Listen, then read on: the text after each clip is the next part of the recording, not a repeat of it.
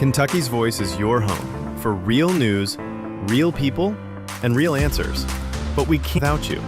Your financial support helps us bring truth to the forefront, hold leaders accountable, and give a voice to the people of the Commonwealth. Join the fight today. Give online at kyvoice.org or text KYVoice to 53555. Every gift makes a difference. Stand with us. Speak up. Stay strong. You are Kentucky's voice.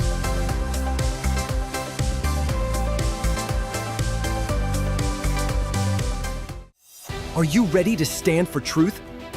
Kentucky is at a crossroads, and we need voices that won't back down. This is your moment to rise, speak up, and be part of a movement that's changing the narrative in the Commonwealth. Kentucky's Voice is calling on bold citizen journalists, fearless editors, and those unafraid to speak truth in the public square. Volunteer, intern, contribute. Scan the QR code or visit kyvoice.org to join the fight. This is more than media. This is your moment. You are Kentucky's voice.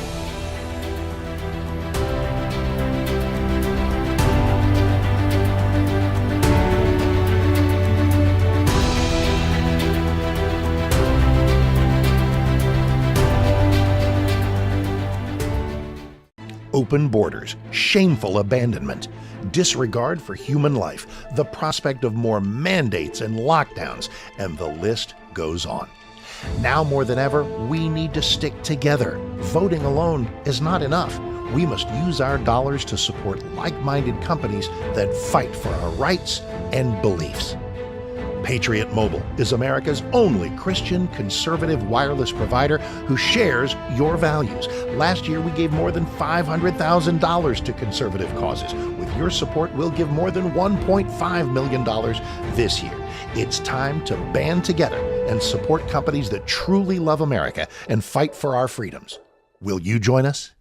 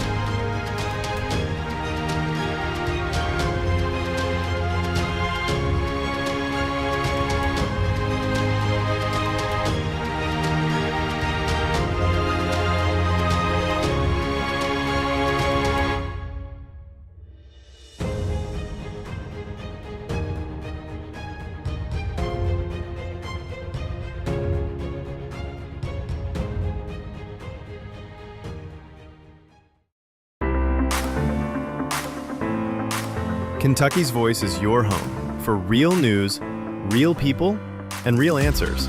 But we can't do it without you. Your financial support helps us bring truth to the forefront, hold leaders accountable, and give a voice to the people of the Commonwealth. Join the fight today. Give online at kyvoice.org or text KYVoice to 53555. Every gift makes a difference. Stand with us. Speak up. Stay strong. You are Kentucky's voice.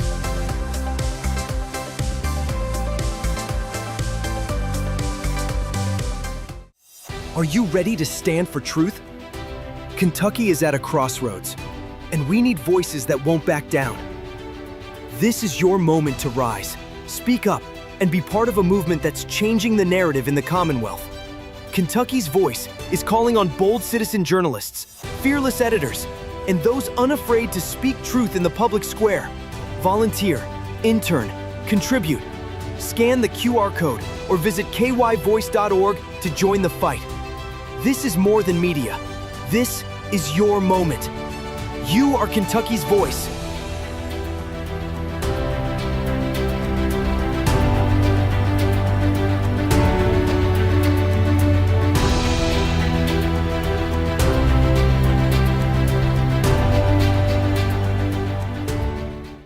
Open borders, shameful abandonment, disregard for human life, the prospect of more mandates and lockdowns, and the list goes on.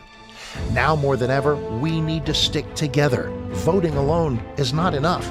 We must use our dollars to support like-minded companies that fight for our rights and beliefs.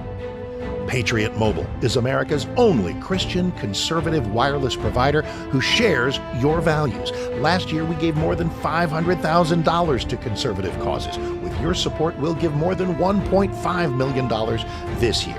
It's time to band together and support companies that truly love America and fight for our freedoms. Will you join us?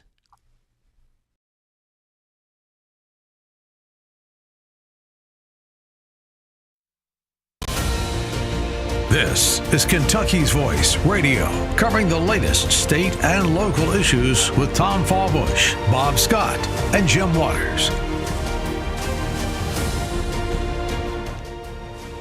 And this is the Friday edition of Kentucky's Voice. Welcome in. Glad to have you with us today. My name is Jim Waters. I'm one of the co-hosts on this program, along with Vladimir Aguilar, who also has been a frequent guest and also hosted this show and is the host of The Cuban Show and is a great conservative Cuban American. We're not hyphenating that. We're just saying where you're from and just recognizing that you have the creds to be here today. So welcome. Thank you. Thank you. Well, we're in the third day of a government shutdown here, Vladimir, that's got Democrats scrambling. Even their own left-leaning media allies are cringing at their pathetic attempts to spin the blame. So if you're tired of the radical left holding America hostage over their socialist wish list, then stick around, because this one's going to be a doozy today. And of course, they will try to blame the Republicans all the time. Well, that's always what happens. Projection. Well, let's set the scene. The federal government has shut down, folks. At least part of the federal government is shut down. We'll talk more about that in a minute. But Democrats in Congress torpedoed a clean Republican continuing resolution that would have kept the lights on and the services running smoothly. Why? Because the Democrats are demanding that we expand Obamacare subsidies to cover things like abortions and transgender surgeries, that we provide health care for illegal aliens. They're fighting to roll back parts of the one big beautiful bill that they said that Republicans have said no way to that, because they worked hard to get these cuts passed, and now the Democrats simply want to undo that. So here we are. Federal workers are furloughed. Military folks are working without pay for now, and everyday Americans pay the price for the obstruction of the left in this country. Let's make no mistake about who's at fault here. And I didn't stutter when I said that. It's the left, and it's Democrats. Inner House Minority Leader Hakeem Jeffries, this guy, where did he come from? Oh, he came from New York. He's been leading the Democratic caucus since 2023, and they've been nothing but losers and losing everything since then. He's in a desperate bid to win the messaging war. Jeffries fired up. I love this. Jeffries fired up. Did you hear about this? He fired up a YouTube live stream on his channel right as the shutdown hit, promising round-the-clock coverage to rally the troops and bash Republicans. Guess what happened? Technical glitches galore, hours of dead air, including a 3-hour blackout from 2:30 to 5:30 a.m. with nothing but reruns, and viewership that plummeted to as low as a few dozen people at times. This is the House Minority Leader, the leading Democrat in the country, certainly one of those. Jeffries even popped in with this awkward gem. Y'all, I ain't scared. I'm from Brooklyn. And then there was nothing but like crickets. I mean, peak audience, about 1,000 viewers. Meanwhile, the White House's own stream was pulling in over 100,000 viewers. Even Politico, which is a left-leaning Hill publication, couldn't hold back the mockery in their piece entitled Gen Z is in the House, and other cringe moments in the Democrats' shutdown marathon. They roasted the whole fiasco, surprise cut-ins to a Gen Z YouTuber who looked shocked to be on camera, a bizarre segment with 4 congressmen chatting about Halloween while waving a pineapple prop like it was some kind of strategy session, and perhaps most telling, 0 appearances from big-name social media stars in the Democratic Party like AOC and Jasmine Crockett. They were going to touch this with a 10-foot pole. 22 skipped it entirely. Instead, we got Representative Sarah McBride from Safe Blue, Delaware, who is Congress's first trans member, taking the mic, Coordination? Non-existent. One Democratic strategist admitted to Politico, are the metrics embarrassing? Yes, but the bar is in hell. At least they're trying. That's their response. At least they're trying. Can you imagine if the Democrats said that? If the Republicans said that, the Democrats would have pounced. Well, the Republicans did pounce this time.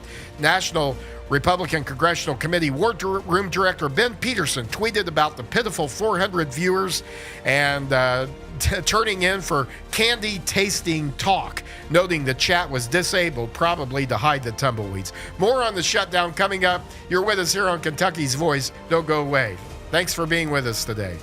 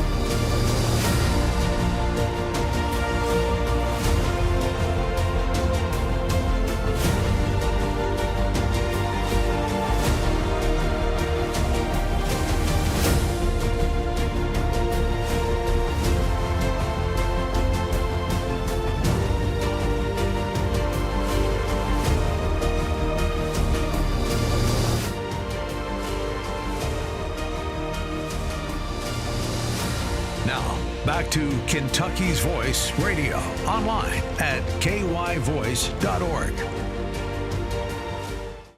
Well, Vladimir Aguilar with me here in the studio today. Jim Waters in here. We're live on the radio on 970 WGTK, and you can catch us on television, channel 21. We're on YouTube. I have to look better now. I just can't wear my shorts and T-shirt here for this show anymore. When we were on the radio, and it didn't matter, But Vladimir, we have to spruce it up a little bit here for the TV program. But join us this afternoon, by the way, on channel 21 here, WBNA in Louisville at 12:34 and 8 p.m. And also, we'd like to know what you think about this government shutdown.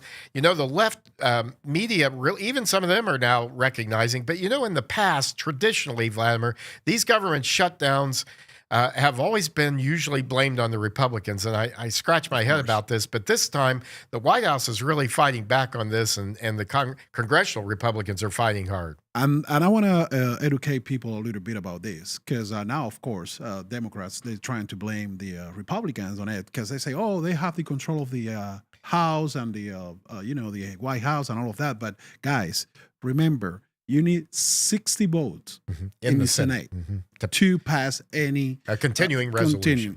Right. 45 of the 47 Democrats vote no to pass this resolution. And that's why they shut down the government. Now let's get this straight. This is the same type of resolution that they voted for 13 times during the Biden administration. Several times in 21, 22, 23, 24.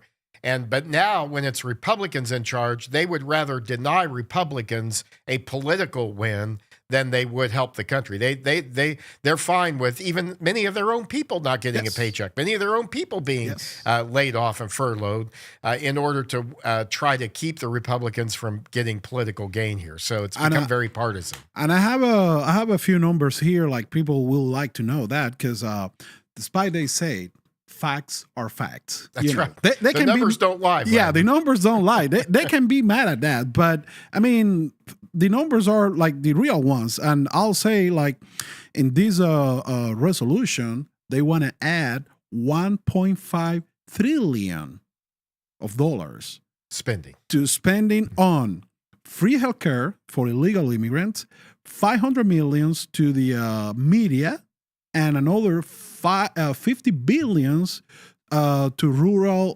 hospital funding. Plus, they want some other money to implement the DEI policies. Yeah, see, these are all left-wing, of course, policies. Now, someone will take the rural hospital issue, for example, and try to make that. But here's the issue: there's a lot of hypocrisy involved here, and All the What I time. mean by that, folks, is this. The same people who run many of these hospital associations, and they're the strongest lobbies in our state. It's one of the strongest lobby. The Kentucky hospital lobby is one of the strongest in our state of Kentucky, in our Commonwealth. And they will stand in the way of allowing other providers or other innovative way of providing healthcare services. And they will use the certificate of need to keep out any kind of other providers. And now we're going to fight this in the legislature, and I think we're going to get some more wins. This year, our legislature did pass a certificate of need repeal for freestanding birthing centers. Yes. We had hundreds of Kentucky expectant mothers and women who were going to other states in order to because they wanted to have their baby. They wanted to give birth. They didn't want to give birth at a hospital, a cold, steel-laden hospital. They wanted to give birth in a birthing center where they could be more in control of the process and they would have more say. But these are the same folks standing in the way. We're going to give them money just to keep these open, these hospitals. Well, maybe we need some of these hospitals, and maybe we don't need all of these. Yep. Maybe we need some other innovative approaches to healthcare, and that's maybe an issue for another day. But I bring that up because of this funding proposal. Now, let's get to some of the misinformation that's being out there. Yes, actually, and one of those is that we haven't been funding healthcare for illegals. And you have a clip here, and let's go to the clip Yes. Daniel, there with this left-wing senator from New Hampshire. What a surprise from the Northeast. What a shocker. Let's hear it. I haven't heard anybody in my party saying that illegal immigrants should get access to the health insurance marketplace. I'm so glad you said that. Actually, I have some tape of your Democratic Party members saying this on the debate stage. So they've all said it. Let's play the clip. A lot of you have been talking tonight about these government health care plans that you've proposed in one form or another. This is a show of hands question, and hold them up for a moment so people can see. Raise your hand if your government plan would provide coverage for undocumented immigrants. Okay. Senator, that's literally every member of your party, from moderate to more progressive, that have said that in the past. So here That's why I pay the internet. the video, the numbers don't lie, and the video Yes. doesn't lie. Yeah, so that didn't age too well, right? But it's amazing how Yeah. so it's all about this. This should be a real revelation, even to Kentucky Democrats. Yes. This should be a real revelation. This is your party Yeah. saying we never were for this, and every one of your candidates said they supported that. Yeah. So, like you said before, it's all based on hypocrisy here, because we see these people not only providing illegal immigrants with health care, free health care. No. We saw what happened in New York, spending millions of dollars in hotels, food. They giving the members of the Trenderawa cartel cards with $1,000 to spend in anything. We got that famous influencer. He was using his baby to get money from the government, and no one did nothing. So so you're right, and we have folks defending this. Amazing, and we have we had the head of the National Democratic Party. And he really gave some insight about why they're doing this. And it's important, I think, for people to understand why this is being done. It's because the Democratic Party needs more voters. Of course. And this is just blatantly political vote buying, because he was talking the other day about when the Democrats get back in charge, they're going to make Washington, D.C. a state, and they're going to make Puerto Rico a state. Well, why? Why? Because this would give the Democratic Party. This is the same reason why they fought so hard against immigration reform, or building the wall and keeping out illegal immigrants, because they're looking at them as a voting bloc. And that's the other part of the hypocrisy. They hide it from people. Why you don't tell people, like in this budget, most of the money that you're requesting for illegal immigrants to fund the free health care for them is going to secure the border, because we need to secure the borders. And make no mistakes, these people, yes, they need the illegal immigrants, but not to have them to become a citizen or nothing like that. No. They need they need to keep them illegal with the hope that someday, somehow, we're going to help you to become a citizen. And that's how they get, people voting. But also we got the legal vote situation in this country. Let's not forget that. Yeah. Well, and you're right. And of course, the irony of this is that the same folks pushing this don't really push the things that go along with becoming a citizen. For example, assimilating into the American cultures, learning English, abiding by our laws. Let's start there.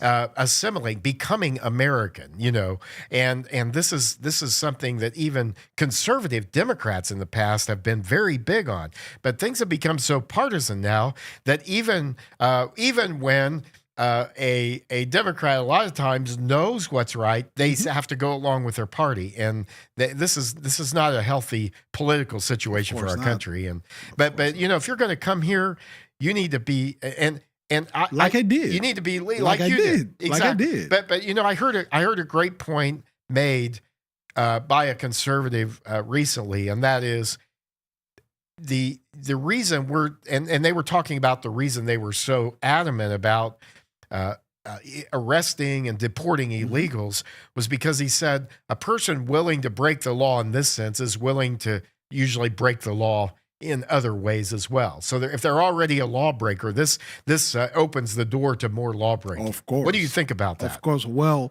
same thing. There's no one better than me that can explain that. When I came through this country, when I came to the border of this country, I didn't cross illegally. No, I went to the border. I knocked the door. You went through a process. I went through a process, and after all that process, they provide me with some help, like, food stamp, Medicaid, and all of that, but only for 8 months. I was working the next month and I start paying taxes, but that help, that's fine. You need some help to start over, but you can't spend your whole life first because you went across illegally, jumping a fence or, in this case, they didn't jump because the same... it was open. It was open. They were welcoming them, and you can have taxpayer dollars supporting that. Well, you're with us here on Kentucky's Voice. Thanks for joining us today. We're here each weekday, 11 to noon, live on the radio at 970 WGTK. And also you can catch us on WBNA this afternoon, 12:34 and 8. And you can let us know you're watching today, listening. Let us know what you think about this debate over the government shutdown at 502-571-0970. What Senator Paul is saying about this. Stay with us. We'll have that up next. Are you ready to stand for truth? Kentucky is at a crossroads, and we need voices that won't back down. This is your moment to rise. Speak up and be part of a movement that's changing the narrative in the Commonwealth. Kentucky's Voice is calling on bold citizen journalists, fearless editors, and those unafraid to speak truth in the public square. Volunteer, intern, contribute. Scan the QR code or visit kyvoice.org to join the fight. This is more than media. This is your moment. You are Kentucky's voice.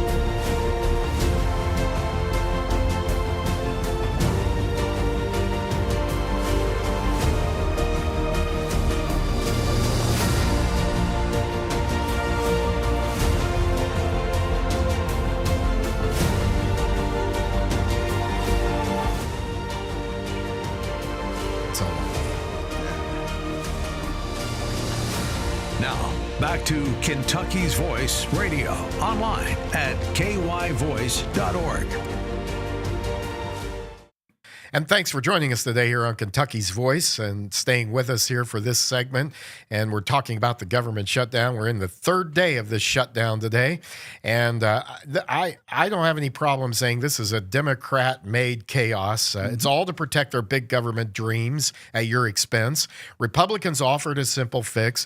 It still wasn't enough. And we're going to hear from Senator Rand Paul here in a moment. But, he's concerned about the deficit spending, and both parties are blamed. But the Democrats offered a spending bill that was over $1 trillion more than the Republicans did. And this offers a reminder of why conservative voices, I think, like Kentucky's Voice, are needed. Here's the Trump-deranged mainstream, lamestream media at it again, peddling their biased polls to paint Republicans as the villains in this shutdown. Take the Washington Post, for example, or the Washington Compost, like Mark Levin calls it. ABC News and NBC are breathlessly reporting that 47% of Americans are blaming Trump and the Republicans, compared to just 30% pointing the fingers at Democrats. But let's get through the spin here. Keep in mind where this is coming from. Keep in mind where these polls are coming from. And let me remind you of this, Vladimir Aguilar, who's with me, Jim Waters here on the show today. These are the same left-wing echo chambers that swore Kamala Harris would crush Trump in 2024, only to be proven dead wrong by the voters. Their polls are cooked with loaded questions and skewed samples designed to protect their radical views and their radical plans to hold America hostage, both economically and other ways as well. They hate the truth and they hate conservatism. Kamala? So these are the folks. Who's Kamala? Yeah. So, is still she out there? I mean, even her own party doesn't want her now. But the truth is, Republicans passed a clean continuing resolution in the House to keep the government funded through November. No drama, not really too many extras. Too much spending still, yeah. We have to say that. But they were straightforward with this, a straight funding bill to avoid this shutdown and this mess.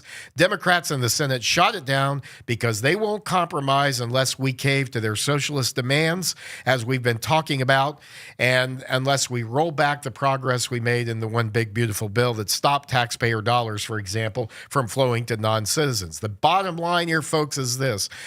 Chuck Schumer and Hakeem Jeffries are willing to furlough federal workers, leave our military unpaid, disrupt services for everyday Americans just to fund their extreme agenda and just to deny the Republicans any progress at all, any political progress. Even a New York Times Siena poll, the most cited by the media, show that 65% of voters say Democrats should not have shut down the government over these demands, and independents who actually decide elections these days are split, with many blaming both sides or unsure. Certainly not some overwhelming anti-GOP wave here. And don't forget, federal agencies under Trump are calling it like it is. The Democratic shutdown, plain and simple. The radical left refused to compromise, and politics is the art of compromise. Republicans have to do it, but so do Democrats. Even some conservative voices on X are slamming these polls as fake news from Trump-hating rags like the Post. One user nailed it. Make no mistake, the Democrats are to blame. Each poll was from folks that hate Trump. So here we go. Now, Senator Rand Paul, I want to play this clip in this segment before we run out of time. Senator Rand Paul was on Fox News, and I want to play this interview. It's a little bit long, but that's okay. Stay with us for a few minutes because I think it helps you understand a little better how Washington works or doesn't work, and I want to give some perspective on how Senator Rand Paul approaches particularly spending bills, why he votes the way he does, but he also calls out the left for its hypocrisy. It's important to understand both of these arguments. Let's go with that clip. Paul is the chair of the Homeland Security Committee. He's the only Senate Republican to vote against this GOP spending bill. Senator Paul, good to have you with us. We showed that 71%, according to the Gallup poll, disapprove of Congress. Obviously, that's a pretty ugly number for the place where you work. Why do you think that is, and why did you vote against this bill? You know, historically, when you look at polls of Congress, everybody hates Congress in the generic. But people tend to like their own congressman a lot better than that. So most incumbents actually have the reverse of those numbers. What I would say about the spending bills is I address every spending bill, no matter which party presents it, as to whether it will add to the debt or save us money. The Republican plan adds about $2 trillion to the debt. The Democrat plan would add about $3 trillion to the debt. I'm just not for piling on more. We have a $37 trillion debt. Somebody's got to do something about it. Someone has to take a stand. And there needs to be a conservative wing of the Republican Party. And sometimes I'm it. Right now, I am it. I'm opposed to deficit spending. I proposed an alternative, the penny plan, which would balance over 5 years. And I will vote for that. I will vote for something that has less deficit. But I'm not voting for a $2 trillion deficit. The one irony here, though, for Democrats is these are the Biden spending levels from December of last year. Every Democrat in the Senate voted for this bill last year before they voted against it today. And you got the point now from Senator Rand Paul that and both points are important. I think let's talk about both points, Vladimir Aguilar, for just a moment. First of all, he's concerned about spending in Washington. Yes. We should all be concerned about that. And this is a good example to tell people, like, he's a conservative.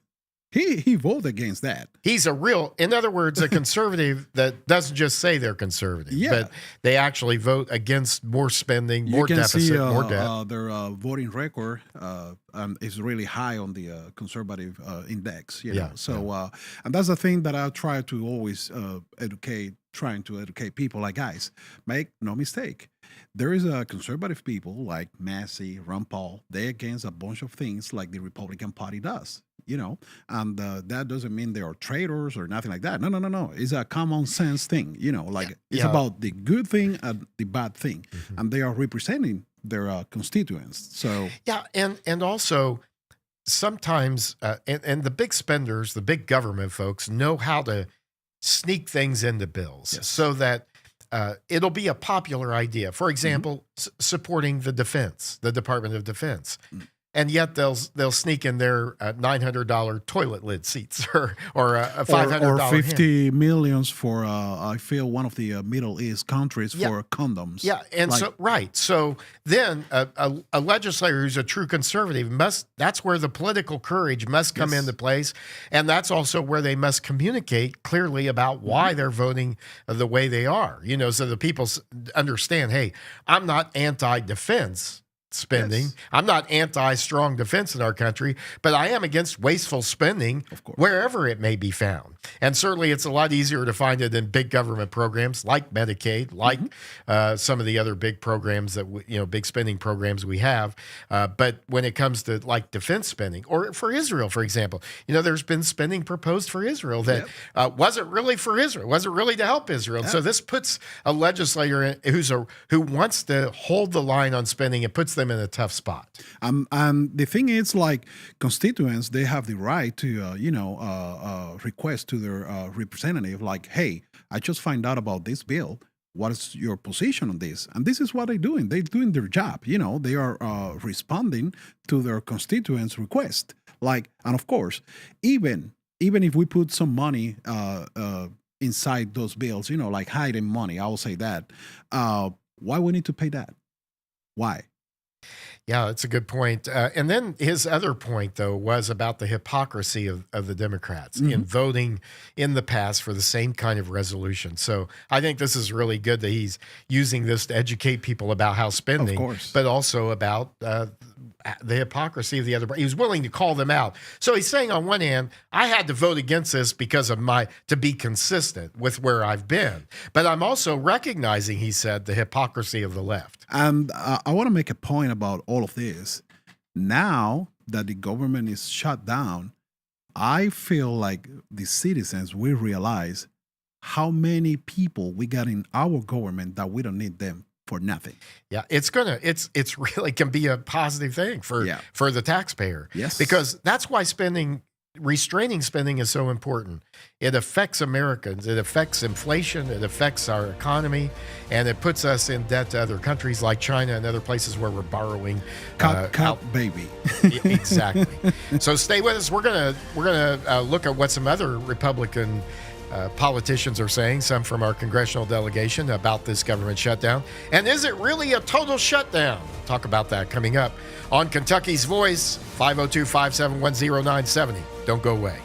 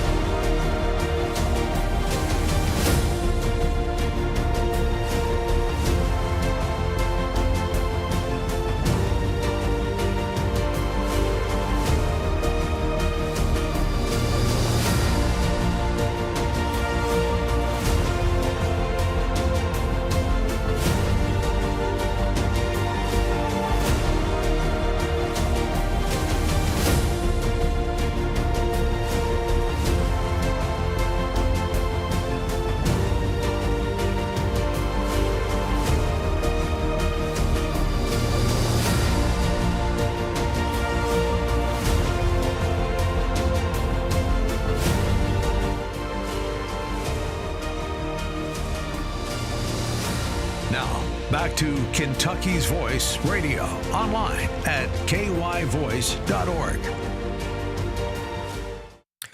Well, the government shutdown is affecting Kentuckians, from furloughed federal workers in Louisville to delayed services in eastern Kentucky. With Republicans controlling the White House, the House and Senate, the path to ending this mess is simple. Democrats need to drop their demands for radical Obamacare expansions that fund abortions and transgender procedures, plus reversing smart cuts to benefits for non-citizens, and pass the clean continuing resolution the House already approved. Our Kentucky Republicans are leading the charge. Good news on this for fiscal sanity. You heard from Senator Rand Paul before the break here talking about the need to hold the line on spending. You know, Vladimir, I was thinking it wasn't that long ago that Bill Clinton was saying the era of big government is over, and we actually had a balanced budget. Hasn't been that long. That's been, but it seems like a long time ago because we certainly don't have that right now. But what are some other Republicans, Kentucky Republicans, saying about this? Let's start with former U.S. Senate Majority Leader Mitch McConnell, who has seen this rodeo before. He said in a fiery statement, "I can't count the number of times I've had to remind Democrat colleagues that taking basic government functions hostage for partisan purposes never pays. This shutdown won't end until Democrats relearn this lesson for the sake of the American people." He said, "I hope they do so quickly." We have, I think, the number is about 23,000 federal civilian workers in Kentucky who could be facing furlough. But as you brought up before the break, this might be a chance to cut some more wasteful spending out of government. I think the Trump administration is looking for that. One guy who's probably not that interested in cutting spending is Congressman Hal Rogers from Eastern Kentucky, who's always been known as one of the biggest spenders in Congress.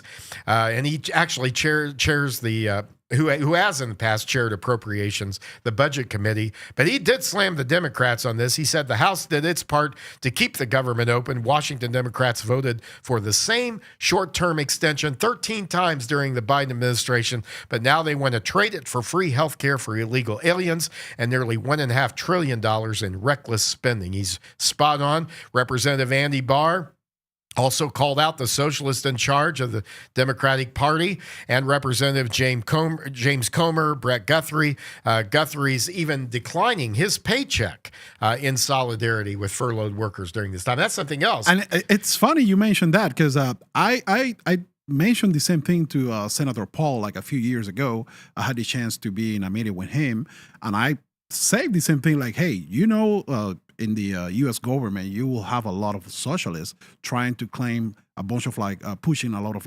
socialist radical agendas on the government. And he said, yeah, we are aware of that. But that was just like 5-6 years ago. It wasn't that long. So I will give Democrat Representative Morgan McGarvey some credit. He also is refusing to accept a paycheck during the government shutdown. So we'll give him a shout out on that because we're going to hammer him in a moment here on something else. That's good. But to end this, Senate Republicans are teeing up more votes even today, possibly to pressure Democrats.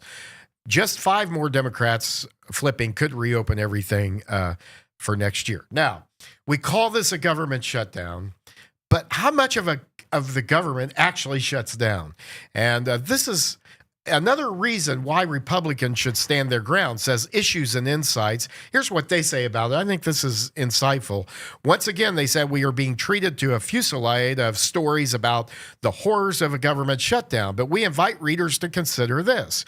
Roughly 2/3 of government spending will continue despite the shutdown. In other words, there's absolutely no reason for Republicans to cave on Democratic demands that Medicaid benefits for illegals and Obamacare subsidies for higher income families be restored. The longer the federal government remains shut down, the more people will realize how meaningless it is and the less leverage Democrats will have. Great point. First thing to understand, they said, is that 70% of what the federal government does is immune to shutdown. That's because 70% of what the government does is write checks to individuals, checks that go out no matter what.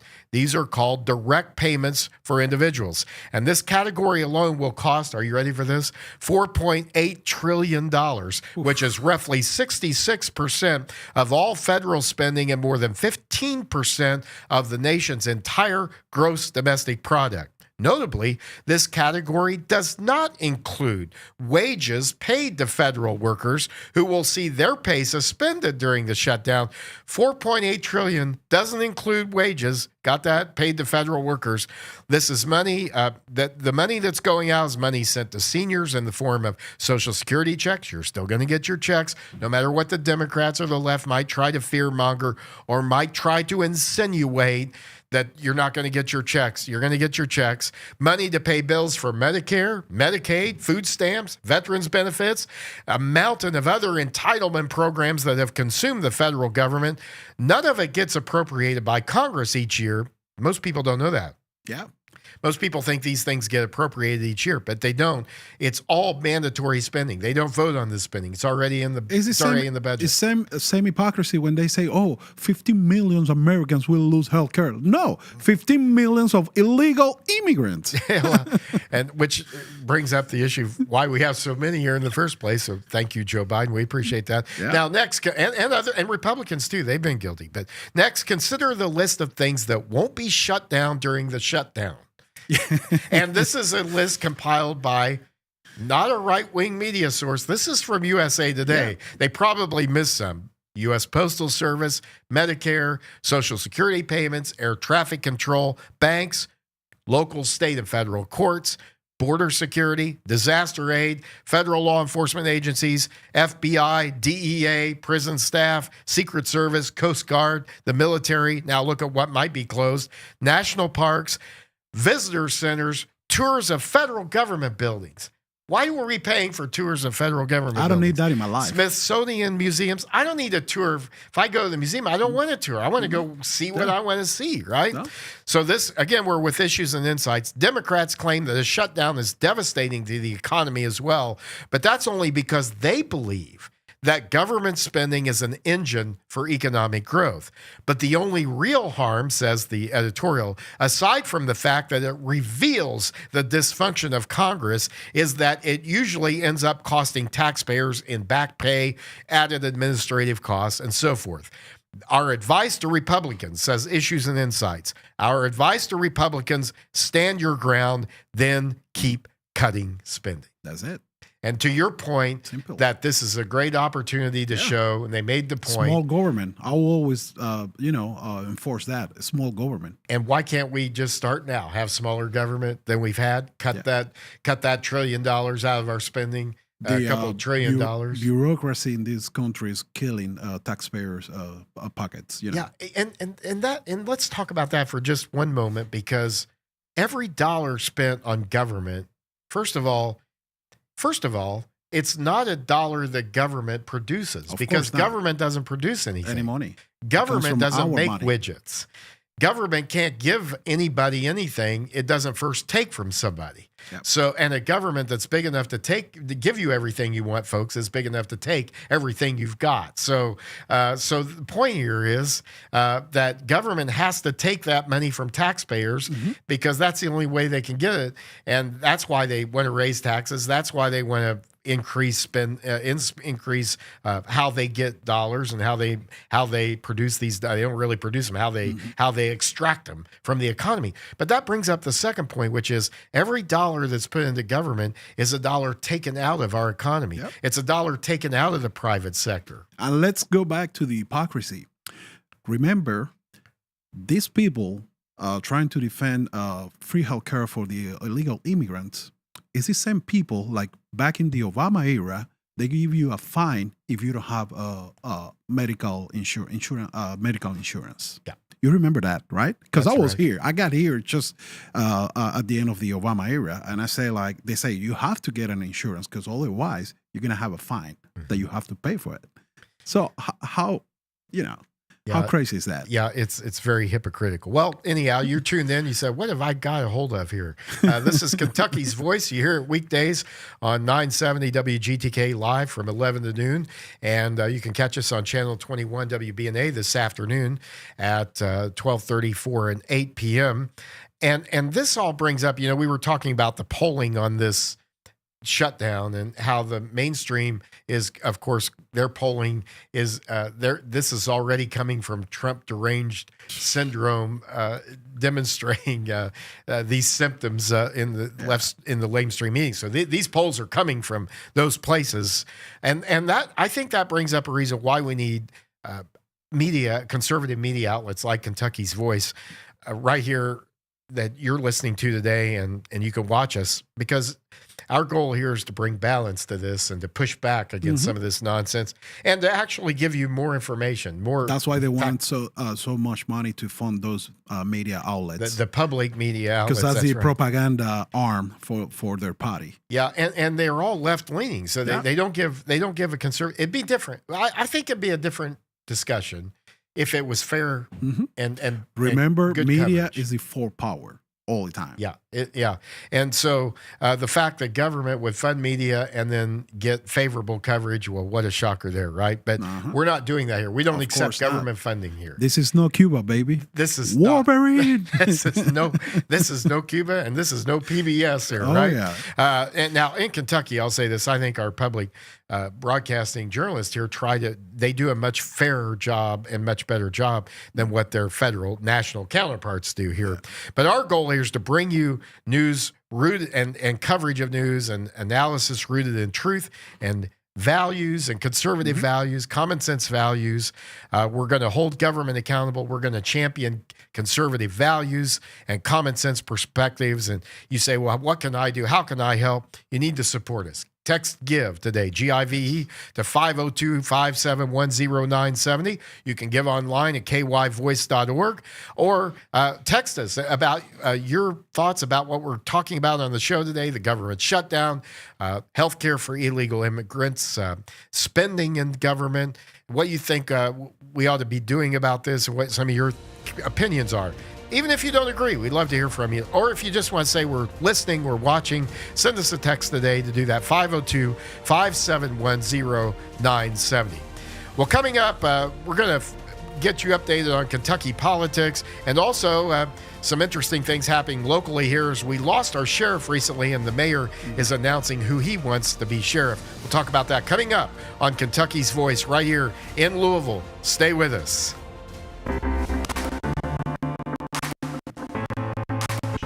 Kentucky's Voice is your home for real news, real people, and real answers. But we can't do it without you. Your financial support helps us bring truth to the forefront, hold leaders accountable, and give a voice to the people of the Commonwealth. Join the fight today. Give online at kyvoice.org or text KYVoice to 53555.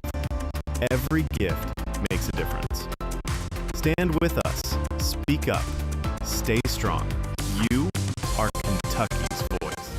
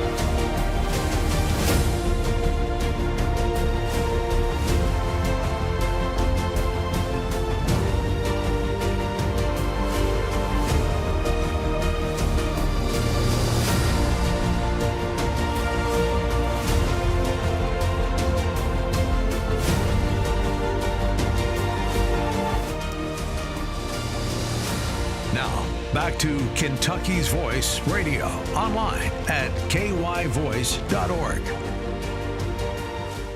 Jim Waters in with you today with my wonderful co-host Vladimir Aguilar. We have a lot of fun on here. This goes by way too fast. Oh, yeah. So thanks for joining me today there, Vladimir, the host of The Cuban Show. You can catch that across social media platforms.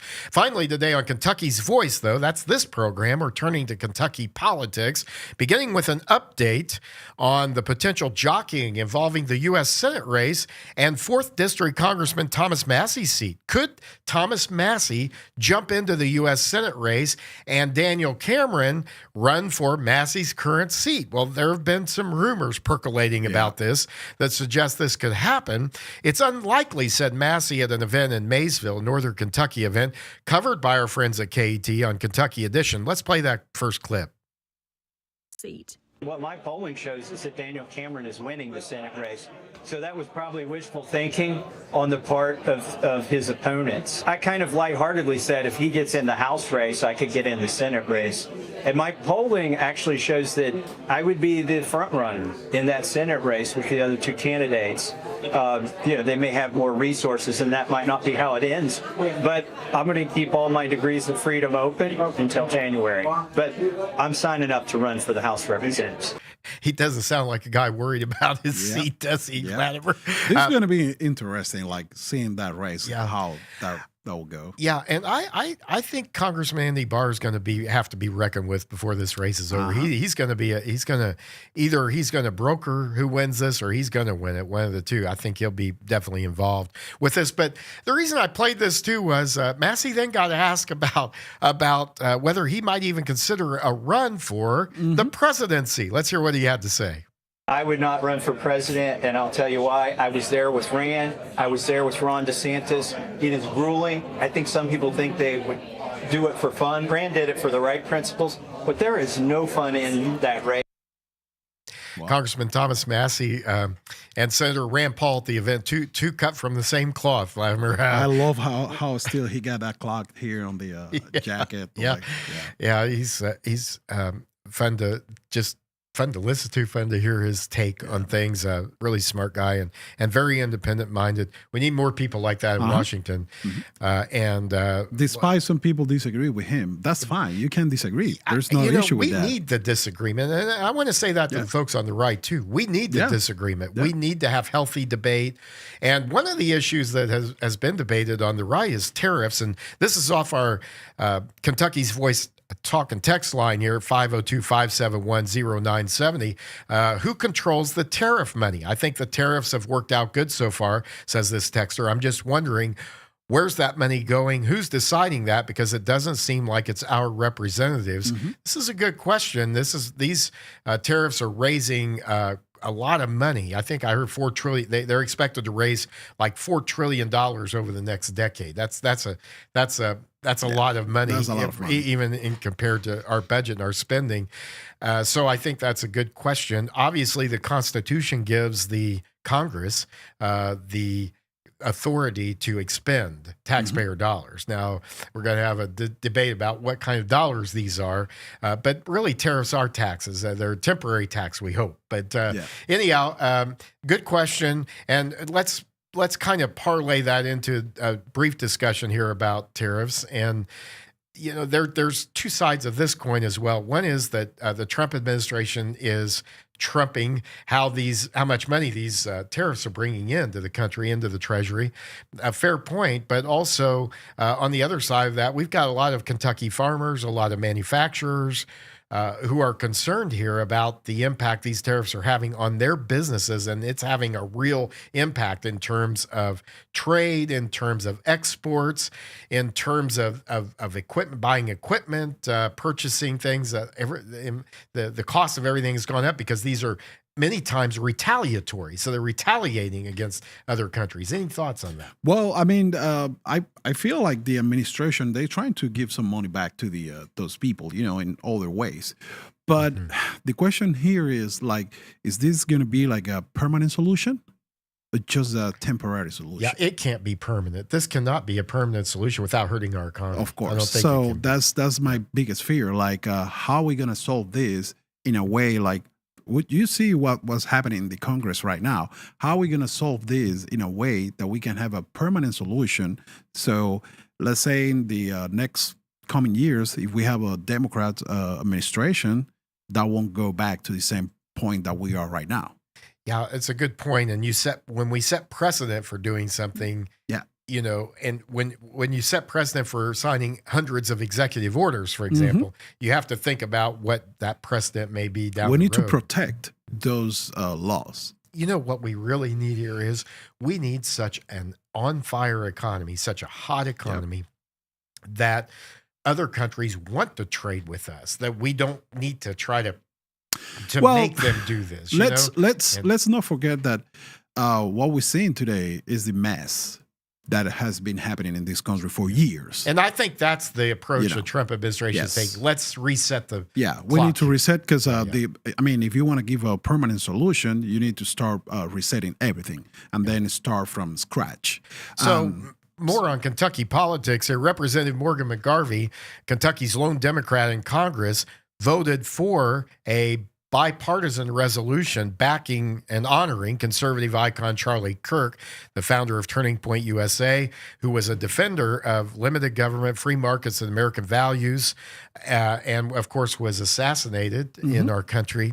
Now, though, McGarvey is privately walking it back after he got a bunch of backlash from his radical left base. This isn't leadership. This is political cowardice, especially as our government shutdown drags on thanks to Democratic obstruction. So now he's saying, well, I did, but I probably shouldn't have. Or I think he said maybe I didn't realize, what it was or something like that. We hear this from This is why you heard on that clip why Congress has such a low polling rate approval rate among Americans. Americans do not like this kind of thing, and it just doesn't set well.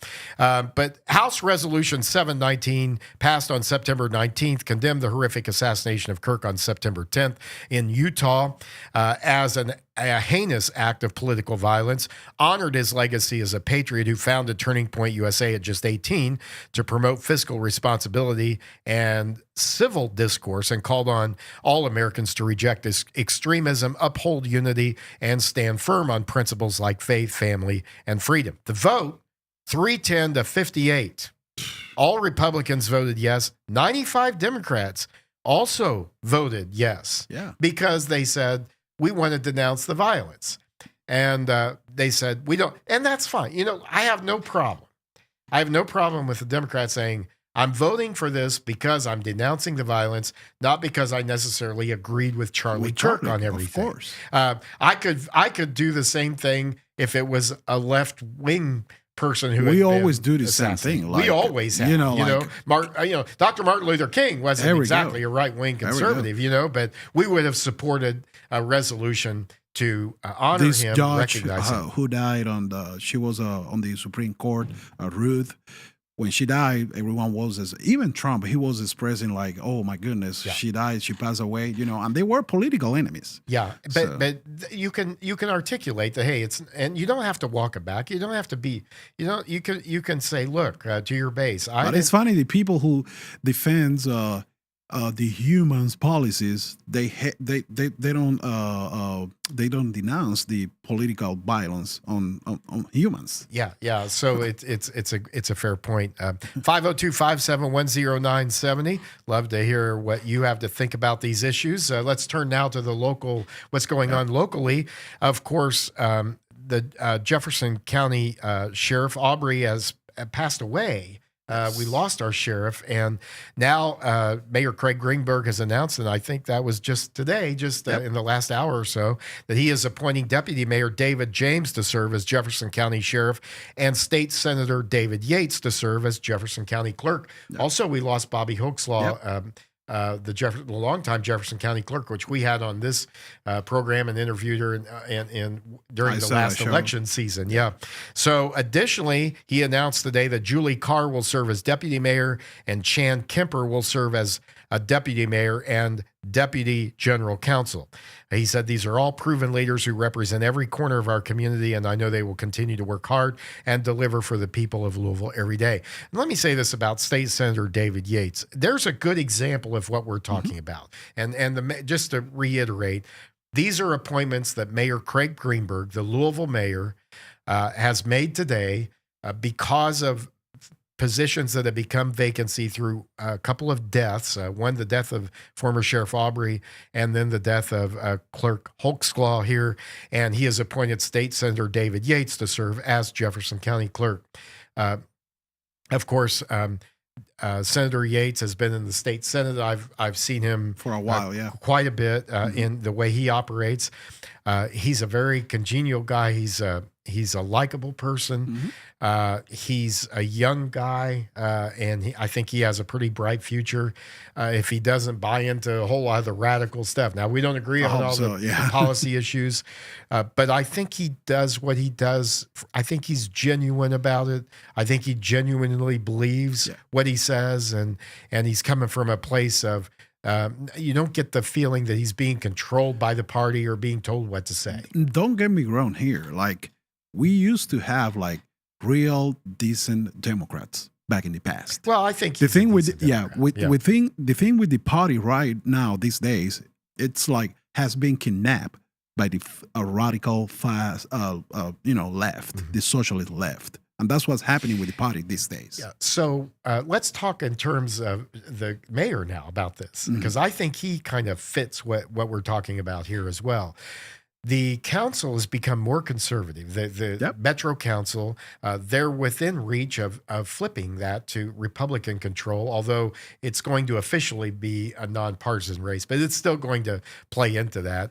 And Mayor Greenberg has governed fairly conservative here. He's worked with this council. At least we had Anthony Piantini here, and you got the feedback from him, like he's been like really working with the council and the Republicans. So yeah, and Louisville needs this, Vladimir. We need, you go to the Nashville. World need this. Yeah, but you go to Nashville, you go to Indianapolis, you see the cranes, you see the expansion, you see the growth, and you come to Louisville. Where is that happening? We need more of that in our city, and the only way that's going to happen is if these guys get on the same page and find out where they can work together and do it, right? Yeah. Well, we've been working together today. Vladimir Aguilar, thanks for joining us here on this Friday edition of Kentucky's Voice.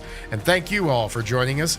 Be sure to catch us on television and replay this program this afternoon at 12:30, 4 and 8. Let us know what you think about the program today, 502-571-0970. Have a great weekend, everyone. Jim Waters saying God bless. God bless. And enjoy your weekend. We'll see you again on Monday.